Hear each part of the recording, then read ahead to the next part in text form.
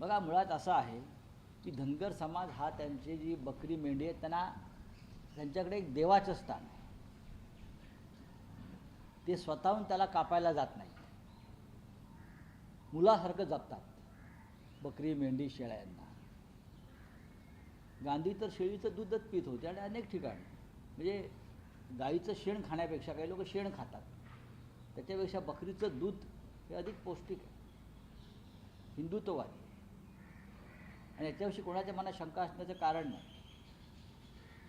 आणि कोणाची इच्छा असेल त्यांनी गाईचं शेण खावं किंवा गोमूत्र प्यावं, गोमूत्राने आंघोळ करावं, हा प्रत्येकाचा वेगळ्या वेगळ्या हिंदुत्वाचा प्रश्न आहे. पण वीर सावरकरांच्या हिंदुत्वात हे बसत नाही. वीर सावरकर विज्ञानवादी होते, आधुनिक होते. त्यांचं हिंदुत्व माननीय बाळासाहेब ठाकरे हिंदुहृदय सम्राट यांचं हिंदुत्व हे आधुनिक विचारसरणीचं हिंदुत्व होतं. पण पुन्हा एकदा कोणाला शेणातच लोळायचं असेल तर आम्ही त्याला काय करणार. पण अशा